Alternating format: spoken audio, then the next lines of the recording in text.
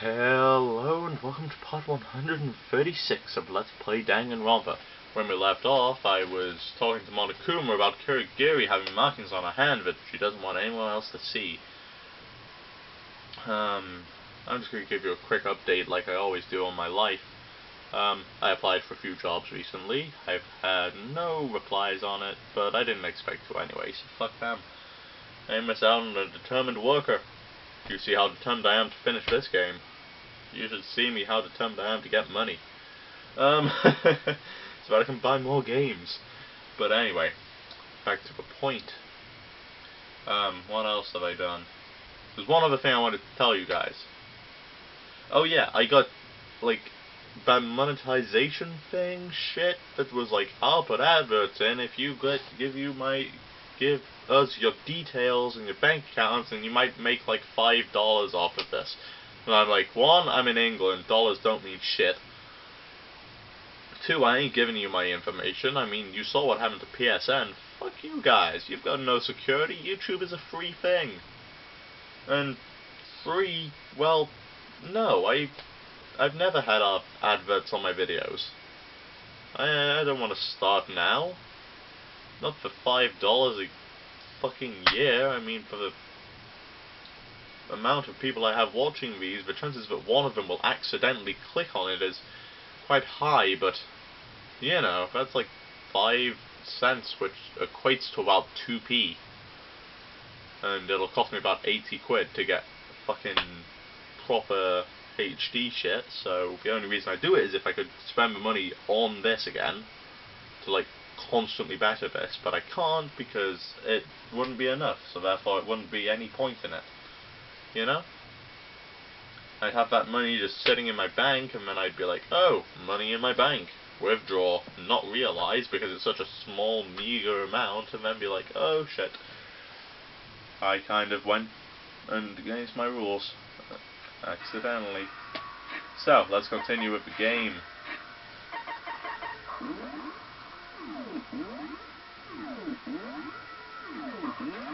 So, this is going badly. It's nice to know that I can leave this game for 3 minutes and it's already fucked itself over more than I care to say. Markings on both of the hands which Kurigiri doesn't want people to see. Could he possibly be talking about? Bad tattoo? But wait, Monokuma said it was something she didn't want people to see, which is to say she wears gloves to hide her hands. If that's the case, what about those fake nails? Thinking about Kurigiri again? Dude, it's Nagi. He's always thinking about Kurigiri. Just like I'm always thinking about girls that I like. Now is not the time for that. First, we need to carefully consider Monokuma's trap. Monokuma's trap? Your feeble-mindedness can only be punishment from God. Think carefully about what Monokuma just said. There are 16 students here in this academy. In other words, Mikuru Kusaba counts as a student. Make it even easier for you. Monokuma was trying to say the school rules apply to Mikuru Kusaba. The question is, why would Monokuma come out and say that at this particular time? He said it was so there wouldn't be any complications afterwards about the rules not being clear. Turning that around, it means that Mikuru Kusaba is connected to this case.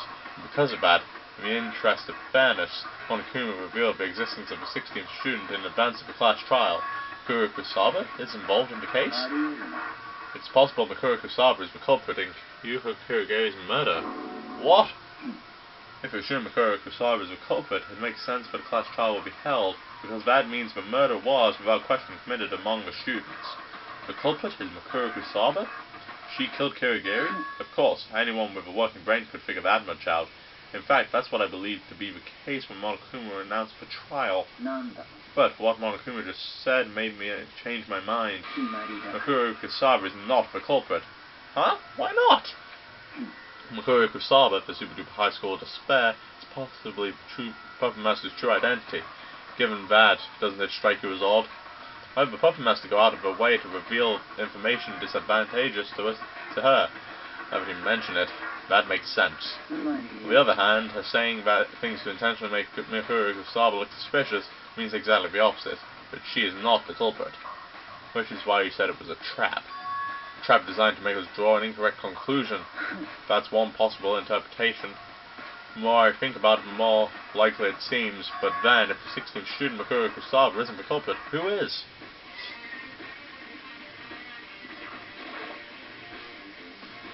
There's something on top of the table. A wooden plate. What's that used for? I think it's probably a key. You know, like the keys used for lockers of the public bath. It looks just like one of those. Hell if I know. I've never been to a public bath. That sounds about right. Kagami probably can't even envision what a public bath looks like. So it's a key, huh? That reminds me, I might have something like that somewhere. Oh? Where? As I recall... Ah, yes. In the dojo. I recall seeing something similar to this there. Ah, right. The dojo. Loaded wooden plate. Now, it seems as though we've completed our business in this room. Let's get going to our next location. The dojo, right? We need to figure out what the wooden key opens. Let's go. Yes. Fast travel. Obviously. Talk to this douchebag first. I'm kidding. I love you, Togami. Well, what's the hold-up? We're here to investigate the lockers, not chat.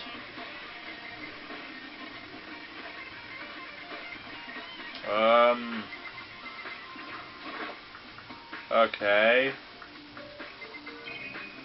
Ah, yeah. A row of wooden lockers is lined up against the wall. Keys here are like what you'd find in a public bath. So the key we found in Kirigiri's room really did come from these lockers. Nagi, look at that locker on the right. It's the only one without a key in it. You know what that means, don't you? It means I need to put the key we found in Kirigiri's room into that slot. Get to it. Okay. You could probably have told that from the fact that the fucking number on the locker is the same as the number on the key as well. You fucking idiot.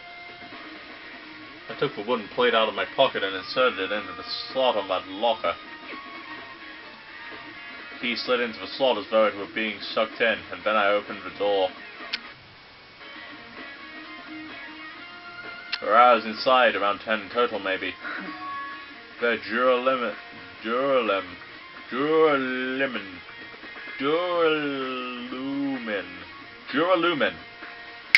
Got it! Duralumin. They may be thin, but they're extremely sturdy. Throughout a bow, they're nothing but thin, sturdy rods. Thin, sturdy rods. Loaded Duralumin arrows into your HID. Aside from that, there's a ball of brown packing tape crumpled up at the bottom of the locker, with what appears to be blood on it. That means that there's blood. Means this is probably connected to the murder. I'm inclined to agree that is the connection. But as far for how, I'm drawing a blank right now. I think that's about all there is of interest in the locker. What's wrong, Togami? Doesn't it strike you as odd? Something obviously connected to the murder was being stored in this locker. But why was the key to that locker in the victim's, Kirigiri's bedroom? Wait, what if? Togami? Never mind. Anyway, there's not much time. Let's move. Where to? We have research to do on Fenrir. Fenrir? You mean the mercenary group Mikuru Kusaba was in? But how are we going to do that? Where does one go to do research? Do I really need to spell this out for you? Where do you go to do research? You mean the archives in the library? Oh yeah, that's right. There are even files there on things that aren't public knowledge. We don't have much time until the class trial. Let's go. I think this is the last bit before the class trial. I may be mistaken. The files on Fenrir were on that shelf, I think. Togami headed straight for the shelf at the back as though he knew exactly what he was looking for. There it is. Here. When he returned to where I was standing carrying a single file. Dude. What you got? What you got, sucker? Look. But I can't read it. What language is this in? You're not saying you made it to high school without learning French, are you? I'm pretty sure the majority of high school students can't read French, actually. Yeah, I mean, I can't read French.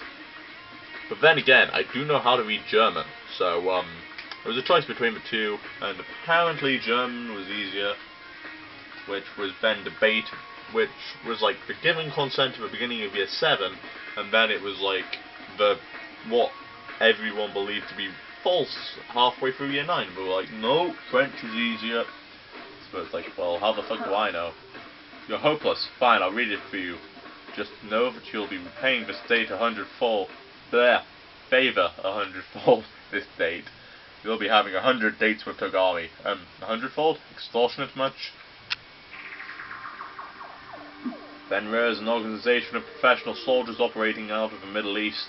Unlike typical private military companies, Fenrir is a brutally violent outfit specializing in direct combat. It is said that a single member of Fenrir has the military strength of 100 ordinary soldiers. Just like the Fenrir of legend, the Wolf of Ragnarok. That sounds like one of the Dark Lords from Star Wars, to be honest. Someone check which one I'm thinking about there. I'm gonna have to check. Ragnarok. I'm thinking of the Star Wars Dark Lord. I'm not sure who, though. Now I'm just running through all of the Darths in my head. Not Malak, not Raven, not Nihilus, Treya, or Scion. Not Malgus. Not Maul. Not Tyrannus, Sidious, or Vader. Not Crate. Not Talon. Not Nihilus. It must be like one of the ancient ones that I'm thinking of. Anyway, they inspire fear in everyone they meet in battle. While it's not public knowledge, they apparently took part in a great many battles and military operations. However, some time ago they suddenly ceased all activities. It is presently unknown whether the organization even still exists. Some reports suggest all of the high-ranking members were murdered, but no one has been able to confirm it. Another rumor says Fenrir is exterminated to prevent them from leaking highly classified military secrets, and some believe they destroyed themselves in some sort of internal conflict. So it sounds like one of the things that has been suggested here is that Makura Kusaba went and like murdered everyone because she's an amazing person. What? I feel like, how should I put it, I'm gazing into another world? We're all part of the same world, they just live next door. Besides Battlefield and this academy, they aren't actually so different. Both worlds thrive on the unimaginable and the unpredictable. And that is why this place is so much fun. I couldn't disagree with you more. Anyway, is there anything else you're curious about? This is your last chance to learn about Fenrir. Oh yeah, there was something. There's one more thing I want to know about. Earlier you mentioned the legend of Fenrir, right? Fenrir, the legendary wolf of Ragnarok, son of Loki in Norse mythology. Ooh, Loki! I didn't notice that the first time round. While we're on the subject, I'll tell you one other thing. To show that they were members of Fenrir, every soldier was apparently required to inscribe the symbol of Fenrir somewhere on their bodies.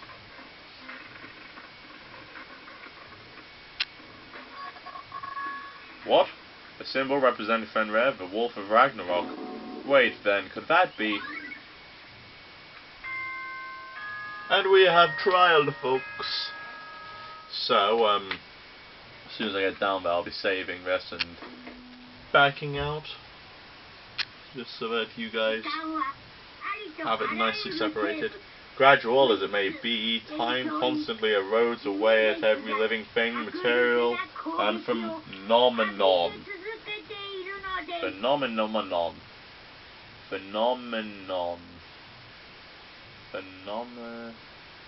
Yeah, right, that's right. Little by little, damage is being inflicted upon each of us, and we need to be more mindful of it. Seriously though, I'm not retarded, I've kind of switched off today. I haven't had any sleep. I've got A-levels and shit, and applying for jobs, and I've got shit tons of homework to do after this.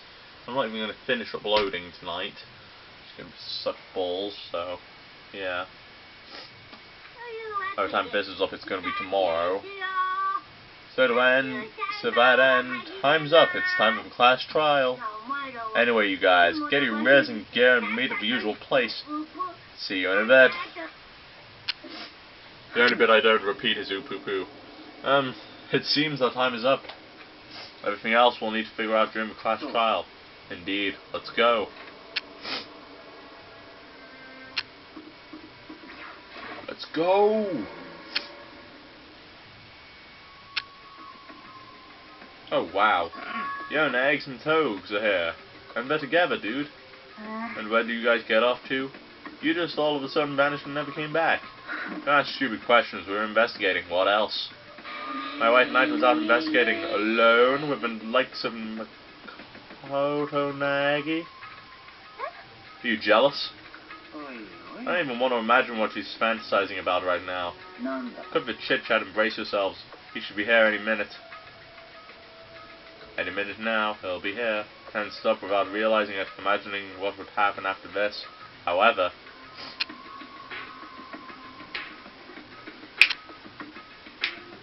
bizarrely, even after 5 minutes, 10 minutes.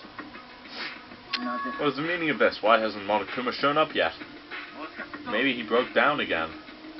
What should we do? Wait a little longer, or what? Whoa, suddenly Monokuma. I scared you.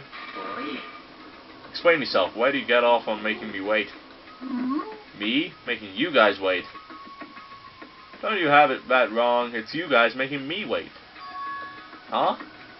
I was just waiting for you guys to all show up. We can't start if everyone's not here now, can we?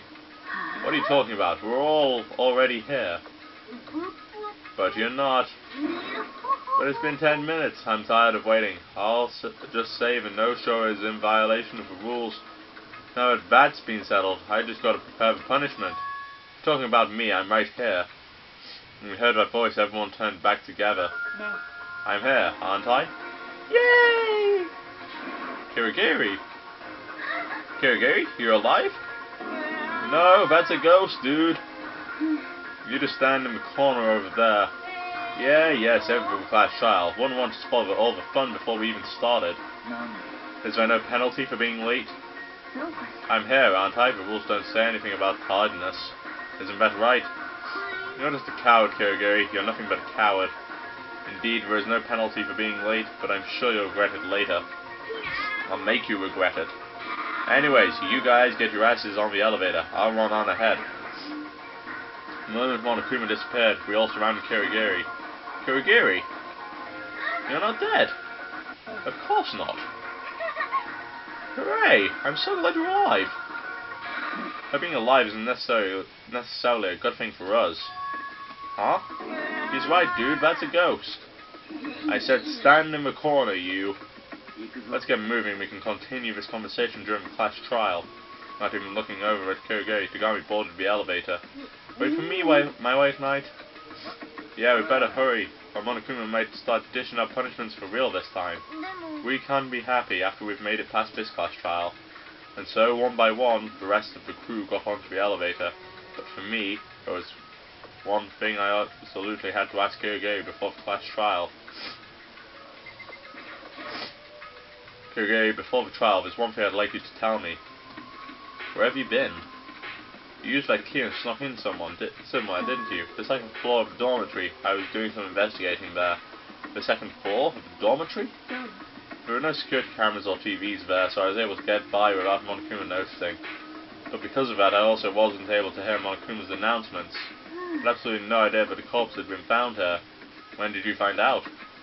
Just as I was returning to the first floor, I heard the class trial announcement. After that, I did a quick survey of the crime scene. I couldn't come into the class trial knowing nothing, so that's why you were late. Sorry for making you wait. So if you were able to access the second floor of the dormitory, then that means that key you had opened the shutters to the second floor? Not exactly. To be more specific, it can unlock every door in this academy. I suppose you could call it Monokuma's secret gadget. What? Hey, what are you two doing? If you don't hurry, Monokuma's gonna get mad. Maggie, I'll tell you the rest after we make it through this class trial, okay? Right now I want to focus on overcoming what's right in front of me. More than likely this trial is going to be a considerable turning point for me. For me? Something bugs me about her wording. It sounds like she's saying this class trial is going to be a big obstacle for her in particular. Well, we should get going. Without even giving me time to express my concern, Kirigiri walked off toward the elevator. I'm just overthinking things, right? Well, obviously I'm going to have to go now. I was the last one to board the elevator, and when I stepped on, the door closed behind me. It had been an incredibly long induction sequence here. My fear and uncertainty grew with the harsh mechanical rumble of the elevator. I knew I would never get used to the pressure, feeling like a death row inmate waiting for the inevitable. Nobody spoke to cut through the gloomy darkness. We just stood there staring in silence, and after a short while a bright light did what our words would not, shattering the darkness. The light burned itself into my eyes, but it wasn't a light of hope. It was the light of despair.